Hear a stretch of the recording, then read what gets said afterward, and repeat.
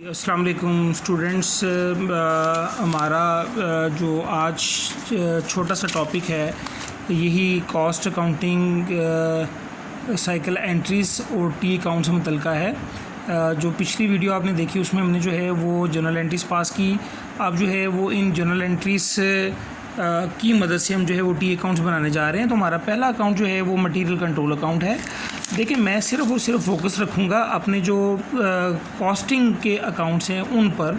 Account payable जो है वो बनाने की ज़रूरत नहीं है। हम सिर्फ कॉस्ट के फ़्लो को देखने के लिए मटेरियल, वर्क इन प्रोसेस और पेरोल टाइप इस तरह के अकाउंट्स जो है वो हम देखेंगे। तो आइए देखते हैं कि मुझे सबसे पहले अकाउंट जो बनाना है सबसे पहले अकाउंट जो हम बनाएंगे वो मटेरियल कंट्रोल अकाउंट है। तो material control account T shape में हम इसको बनाएंगे।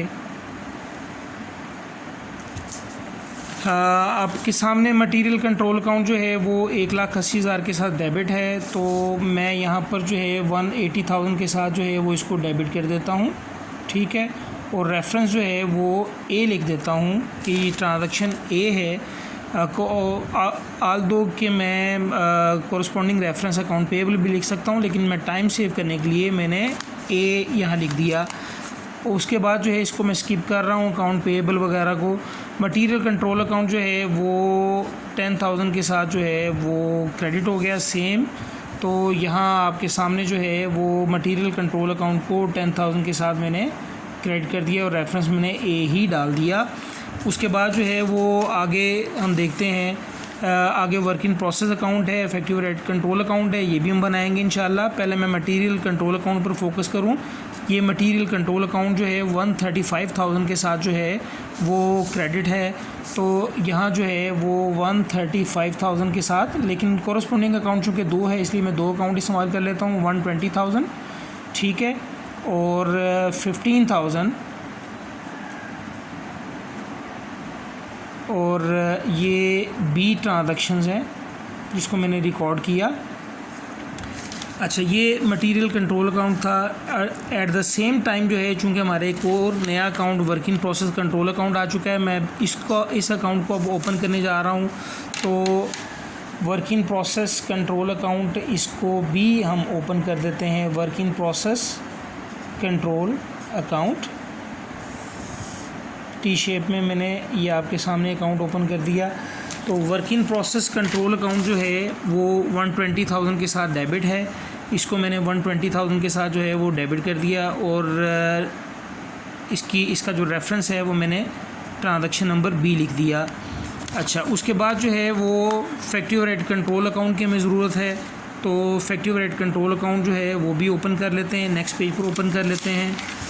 तो यहाँ जो है वो फैक्ट्री ओवरहेड कंट्रोल अकाउंट जो है वो हमने ओपन कर लिया और ये फैक्ट्री ओवरहेड कंट्रोल अकाउंट जो है वो डेबिट है 15,000 के साथ और रेफरेंस लिख लिया हमने बी का।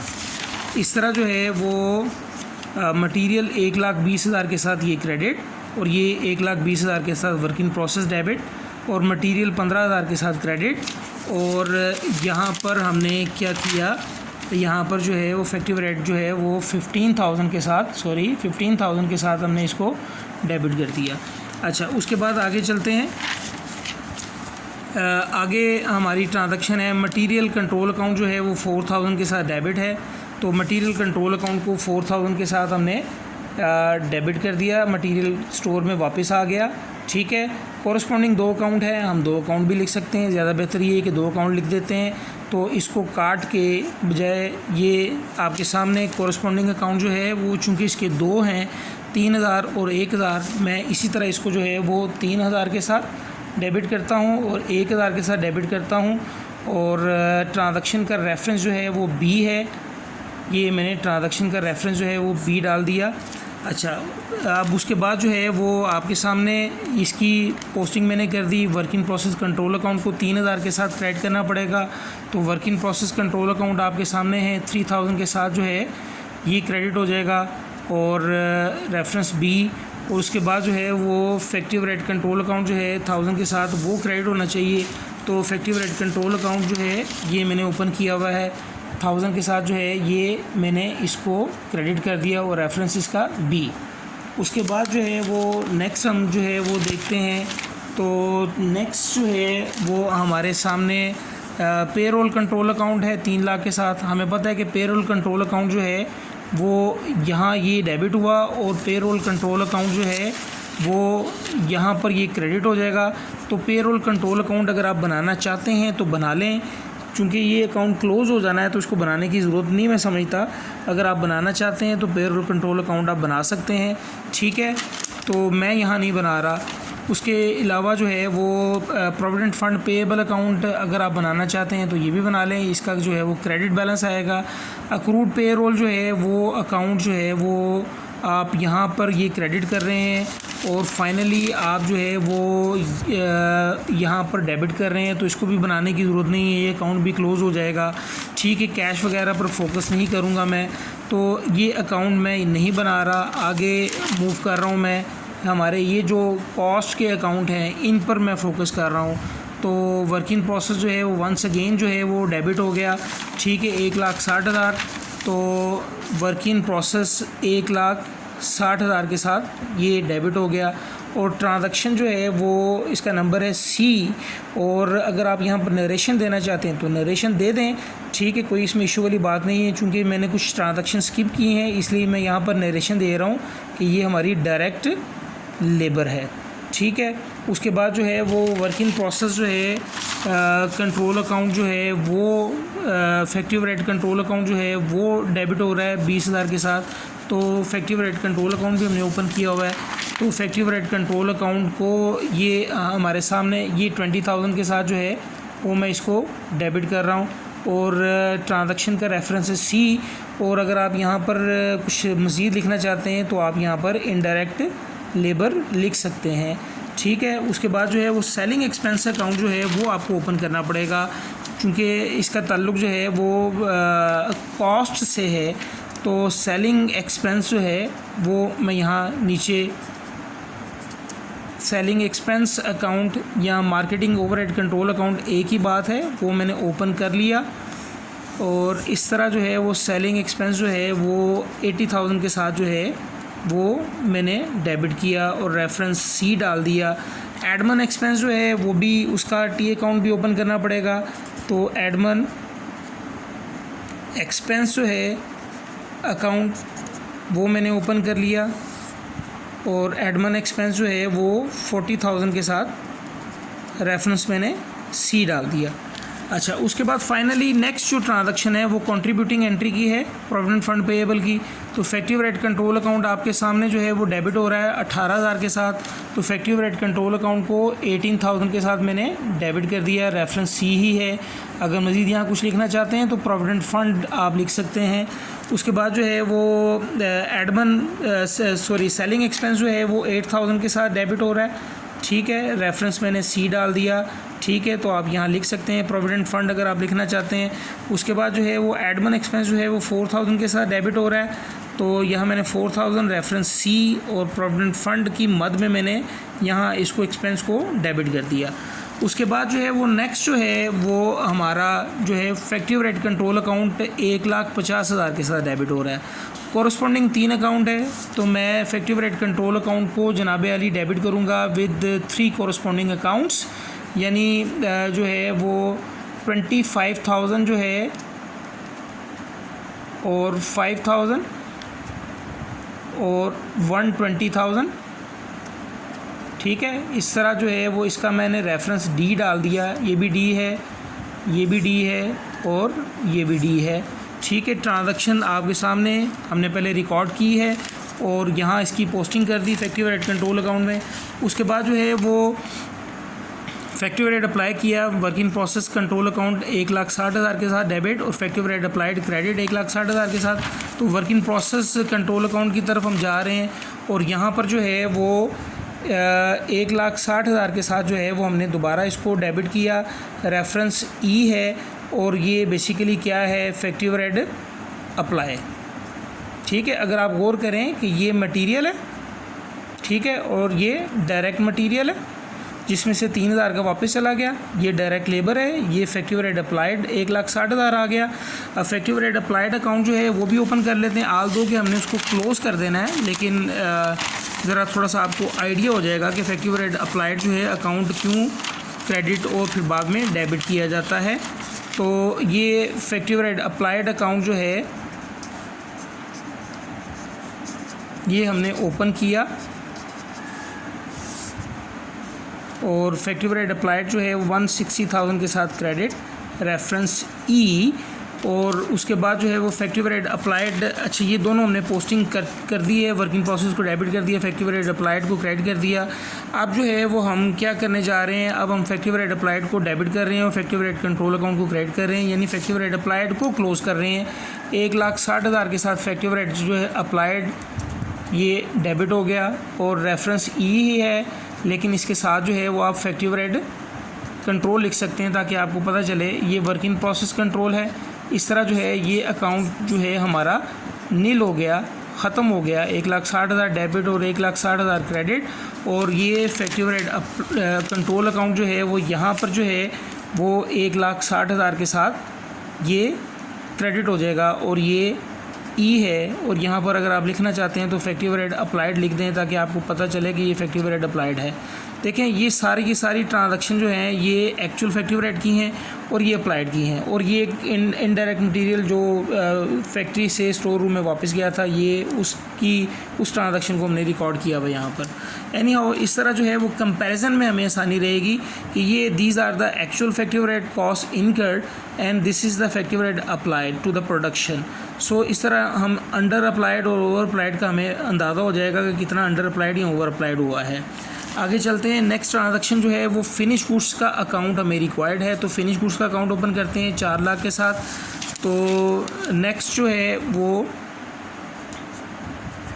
फिनिश्ड गुड्स अकाउंट, तो फिनिश गुड्स जो है वो 400,000 के साथ डेबिट, और ट्रांजैक्शन का रेफरेंस है एफ़ और कोरस्पॉन्डिंग अकाउंट है वर्क इन प्रोसेस अकाउंट। अब फिनिश गुड्स डेबिट और वर्क इन प्रोसेस को यहाँ हम जो है वो क्रेडिट कर देते हैं।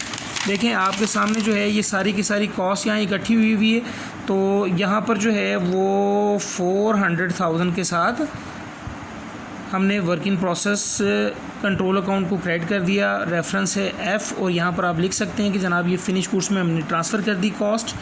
उसके बाद नेक्स्ट जो है वो cost of goods sold account required है, तो cost of goods sold account जो है वो ओपन करते हैं। तो आइए आपके सामने ये कॉस्ट ऑफ गुड्स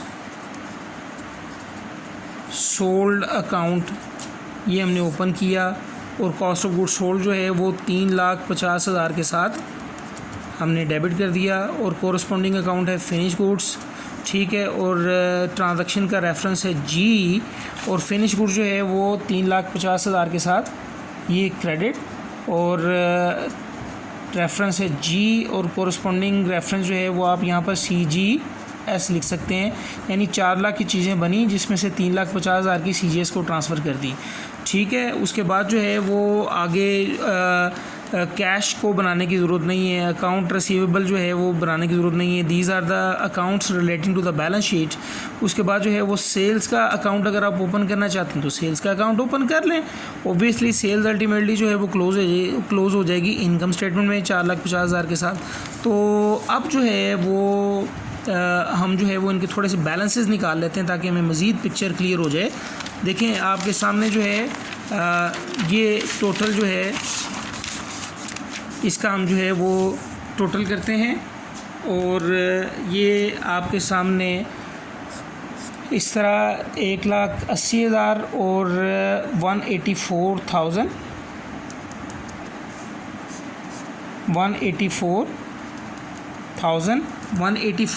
में से ये हम निकाल देते हैं जनाब अली। ये हमारे पास जो है वो 1,20,000 और 10 1,30,000 और 15 ये हमारे पास जो है वो 1,30,000 130 प्लस 15 ये हमारे पास आ गया 1,45,000 माइनस करें जनाब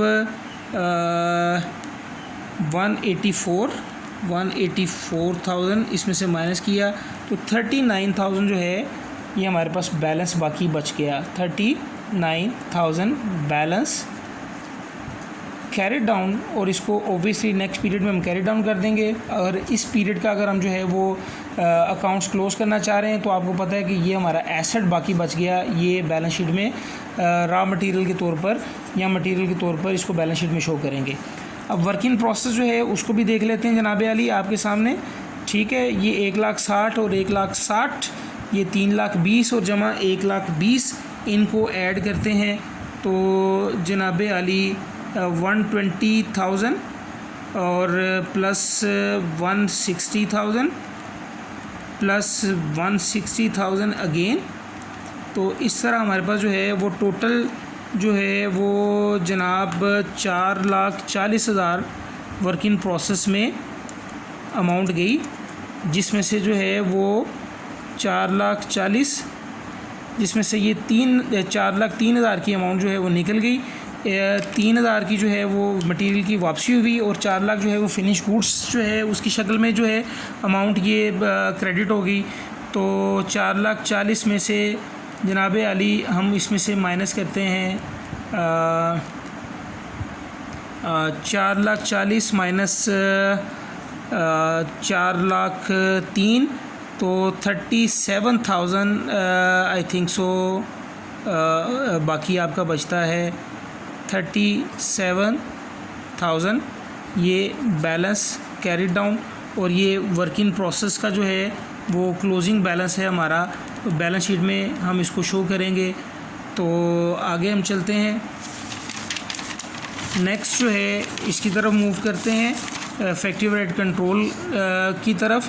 तो हमें यहाँ से ज़रा अंदाज़ा हो जाएगा कि हमने अंडर अप्लाई किया है या ओवर अप्लाई किया है। तो टोटल करते हैं 15,000 प्लस 20,000 प्लस 18,000 प्लस 25,000 प्लस 5,000 और प्लस 120,000। इस तरह टोटल जो है वो डेबिट में आ रहा है 2,03,000 और क्रेडिट में आ रहा है 1,61,000।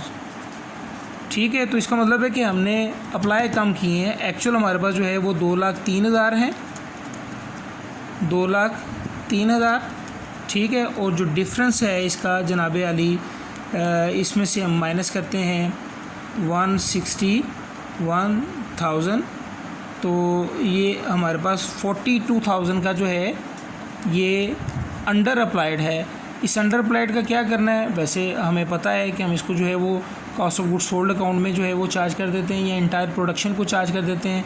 ठीक है, तो यहाँ हम इसको सिर्फ जो है मैं यहाँ इसका बैलेंस लिख रहा हूँ और नाम दे रहा हूँ अंडर अप्लाइड फैक्ट्री ओवरहेड। अभी हम इसको किसी में क्लोज़ नहीं कर रहे, सिर्फ ये मैं आपको बता रहा हूँ कि ये फैक्ट्री ओवरहेड अप्लाइड को फैक्ट्री ओवरहेड कंट्रोल अकाउंट में क्लोज क्यों करते हैं, ताकि हमें अंडर अप्लाइड या ओवर अप्लाइड का पता चल जाए। अच्छा, अब उसके बाद जो है वो आपके सामने ये सेलिंग एक्सपेंसेस हैं 80,000 और 8,000, ये 88,000 जो है वो आपके सामने आ गया। अच्छा, अब ये 88,000 जो है आप इसको जो है ये 88,000 आप इसको इनकम स्टेटमेंट में डायरेक्टली क्लोज़ कर सकते हैं, यानी ये इनकम स्टेटमेंट में हमने इसको क्लोज़ कर दिया। इसी तरह जो है वो एडमिन एक्सपेंस जो है वो 44,000 टोटल आ गया, और ये 44,000 और ये 44,000 जो है वो स्टेट वे हमने इनकम स्टेटमेंट में इसको क्लोज़ कर दिया, यानी इनकम स्टेटमेंट में एक्सपेंस के तौर पर हम इसको लेके चले गए। आगे देखते हैं, अप्लाइड जो है वो क्लोज़ हो चुका है। फिनिश गुड्स जो हैं वो 4 लाख टोटल जो है वो हमारी बनी, जिसमें से हमने जो है वो बेच दी 3.5 लाख की। तो बाकी हमारे पास जो है वो फिनिश गुड्स कितनी पड़ी हुई हैं 50,000 की। ये बैलेंस है, ये बैलेंस जो है आपका बैलेंस शीट में एसेट के तौर पर शो हो जाएगा। ये फिनिश गुड्स की क्लोजिंग इन्वेंट्री है। इसी तरह यहाँ ओपनिंग भी आ सकती है। ठीक है, क्योंकि अगर आप नेक्स्ट पीरियड की तरफ मूव करेंगे तो ये बैलेंस ब्रॉट डाउन जो है वो यहाँ पर आ जाएगा 50,000 का। ठीक है, ये ओपनिंग इन्वेंट्री होगी नेक्स्ट पीरियड के लिए। और कॉस्ट ऑफ गुड्स सोल्ड जो है वो 3,50,000 जो है वो इसको स्ट्रेट वे उठाएं और इसको इनकम स्टेटमेंट में क्लोज़ कर दें। 3,50,000 ये इनकम स्टेटमेंट में क्लोज़ हो गई। ठीक है, तो इस तरह हमें पता चला कि टी अकाउंट्स की मदद से हमने किस तरह जो है वो कॉस्ट की मूवमेंट को हम लेके चले हैं, और फाइनली जो है वो जो कॉस्ट है वो एक अकाउंट से दूसरे अकाउंट्स में, और फिर दूसरे से तीसरे अकाउंट्स में, और फाइनली फिनिश गुड्स अकाउंट में, फिनिश गुड्स से जो है वो सीजीएस में, और सीजीएस के ज़रिए जो है वो इनकम स्टेटमेंट को हमने चार्ज कर दी। So that's the way how to deal with the cost accounts. तो इंशाल्लाह इसको आप समझें, इस पर इंशाल्लाह डिस्कशन भी करेंगे, आपको मज़ीद असाइनमेंट्स में मिलेगी। तो टेक केयर, अल्लाह हाफिज़, अस्सलाम वालेकुम।